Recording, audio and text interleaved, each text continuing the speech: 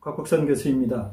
오늘은 사자로 풀어본 중국 역사, 수어지교라는 제목으로 말씀드리겠습니다. 여러분, 관포지교는 주로 친구 간의 우정이 막역한 사이를 이야기할 때 관포지교라고 합니다. 근데 수어지교는 조금 뜻이 다릅니다. 수어지교는 군주와 신하 간의 파트너십이 잘 됐을 때, 신뢰관계가 아주 돈독한 사이, 이런 것을 수어지교라고 합니다. 현대어로 풀어보자면 한 조직의 장과 그 밑에 있는 브레인이 굉장히 찰떡궁합이 되는 경우, 이런 경우를 이제 수어지교라고 할 수 있습니다.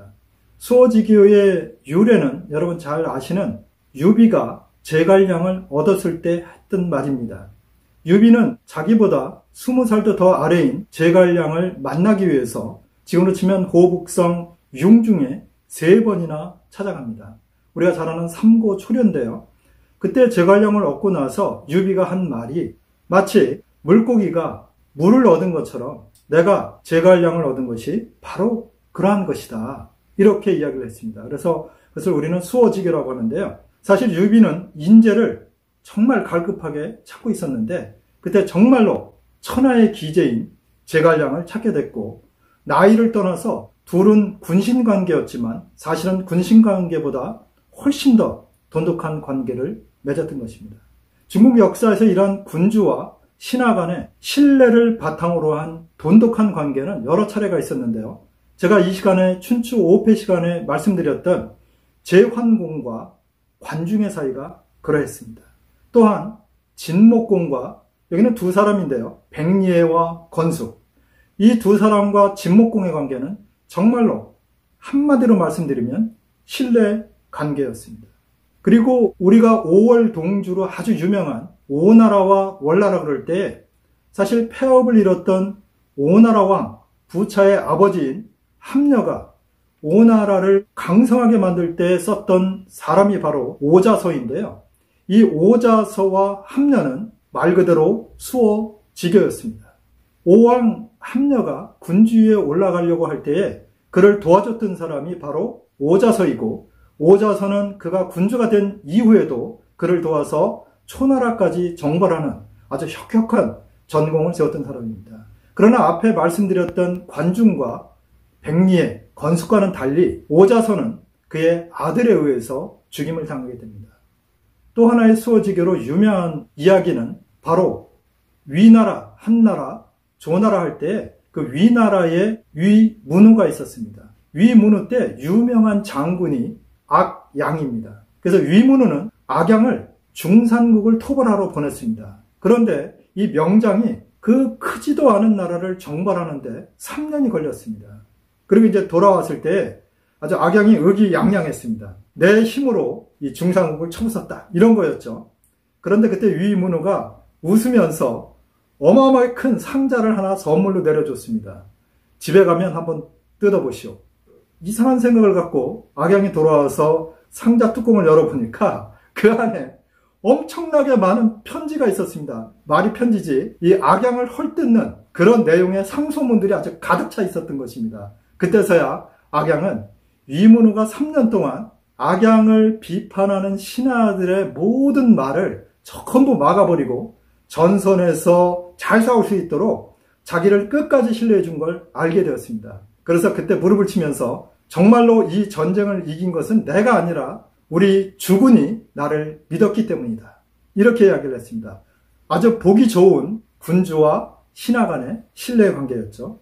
그런데 악양의 손자도 명장 중에 명장이었습니다. 그 사람은 연 소양왕에 의해서 기용됐던 아기인데요. 이 아기는 그 당시 최강국이었던 제나라를 공격합니다. 인근에 있는 4개 나라와 연합해서 5국 연합군이 공격을 했는데요. 그때 총사령관이 아기였고 실제 주력군이 연나라였습니다. 그리고 소양왕의 절대적인 신임을 받고 제나라를 공격했는데요. 제나라의 72개 성 중에 70개 성이 점령당하고 2개 성만 남아있었습니다. 그런 상황 속에서 이 2개 성이 끝까지 버텼기 때문에 몇 년간 계속 국면이 호전되지 않고 그런 상태로 계속 갔습니다. 그러나 소양왕은 아기를 신뢰했기 때문에 그를 전선에서 불러들이지 않았습니다. 문제는 그가 죽고 그의 아들인 회왕이 들어서는데요. 이 연회왕은 바로 아기를 의심했고 아기를 불러들이게 됩니다. 그래서 아기는 다른 나라로 이제 망명을 가게 되는데요. 아버지 때에는 아기를 너무나 믿었기 때문에, 즉 군신 간의 신뢰가 아주 돈독했죠. 정말로 말 그대로 수호지교였습니다. 그런데 아들이 들어서면서 그 신뢰관계가 깨지면서 결국은 제 나라를 정복하지 못하고 끝나게 됩니다. 그런데 역사 속에서 재미난 일은 서쪽에 있었던 진나라에도 그런 일이 있었습니다. 진무왕 때의 일인데요. 진무왕은 좀 젊은 임금이었습니다. 그 당시 유명한 재상이자 장군이 간무인데요. 진무왕이 이런 소망을 갖고 있었습니다. 자기가 주나라의 왕실에 가서 천하를 상징하는 9개의 솥, 그것을 구정이라고 그러는데요. 이 9개의 솥을 좀 보고 싶다. 그리고 그게 3,000근이나 된다는데 내가 힘이 세니 한번 들어보겠다. 이런 소망을 갖고 있었는데, 문제는 진나라에서 주나라를 가려면 중간에 한나라 땅을 거쳐가야 했습니다.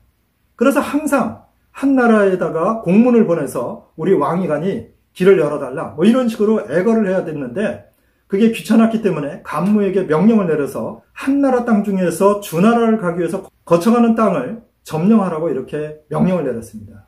그래서 간무가 위나라와 연합작전을 펴서 그것을 정복하겠다 이렇게 말을 했더니 진무왕이 이걸 허락했습니다. 그래서 간무가 자기의 부관을 데리고 위나라에 가서 연합군을 형성하는 것에 합의를 봤는데, 간무가 직접 공격에 나서지 않고 부관을 진무왕한테 보냅니다. 준비가 다 됐지만 저는 지금 공격할 수 있는 힘이 없습니다. 제가 다시 진나라로 돌아가겠습니다. 이상한 일이죠. 위나라랑 이미 연합이 됐는데 왜 힘이 없었을까요? 간무는 두려웠던 것입니다. 진무왕이 자기를 신뢰하지 않으면 내가 어떻게 한나라를 공격하겠느냐, 이런 생각을 갖고 있었던 것이죠. 그래서 그가 돌아오는 길에 진무왕이 수도에서 기다리지 않고 변경에서 만납니다. 그때 이런 이야기를 합니다. 예전에 증삼이라는 유명한 유학자가 있었습니다. 그는 정말 조성이 뛰어난 사람인데 부친과 모친이 그를 정말로 신뢰했습니다. 근데 어느 날 증삼의 친구가 헐레벌떡 뛰어와서 배틀에 앉아서 배를 짜고 있던 증삼의 어머니에게 이렇게 이야기합니다. 지금 증삼이 큰일 났습니다. 친구를 죽였습니다. 이렇게 이야기하니까 이 어머니가 어떻게 했을까요? 아주 태연자악한 표현으로 그럴 리가 없다. 나는 증삼을 믿는다.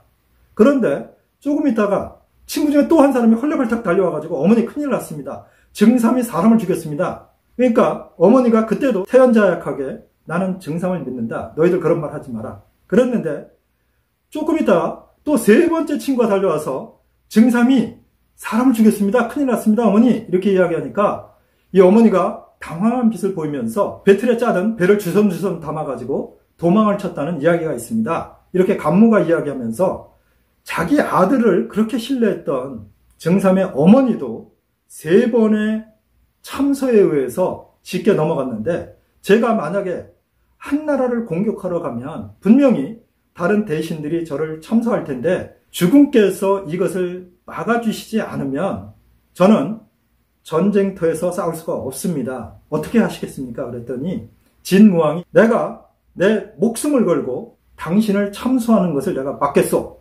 이렇게 이야기를 했습니다. 그래서 그 말을 믿고 간무가 가서 결국은 한나라 땅을 점령을 했고, 진무왕이 소원대로 자기 땅을 밟고 주나라에 가게 됐습니다. 진무왕에 관한 얘기는 여기서 더 드릴 수는 없습니다만은 이 진무왕과 간무의 관계가 바로 신뢰가 제일 중요하다는 것을 보여줬던 관계입니다. 그런데 문제는 진무왕이 죽고 나서 그의 동생이 이제 왕이 되는데요. 이 소양왕은 간무를 신뢰하지 않았습니다. 그래서 간무는 결국 제 나라로 도망갔고 일생을 외국에서 마치게 됩니다. 오늘 제가 수어지결한 사자로 이 중국 역사를 풀어봤는데요.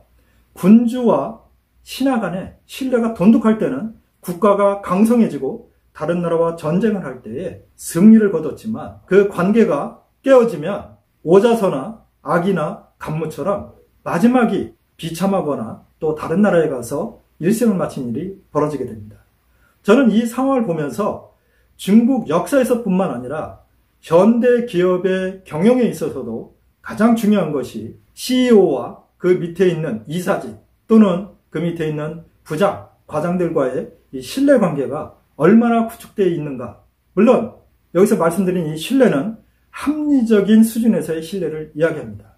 이러한 신뢰가 구축되어야 그 기업이 발전하고 국가도 마찬가지입니다. 정치 지도자와 그 밑에 일하는 사람 간의 이 신뢰관계가 돈독하게 구축돼야 그 국가가 강성해질 수 있다는 것을 이 수어지교의 고사를 통해서 알 수 있겠습니다.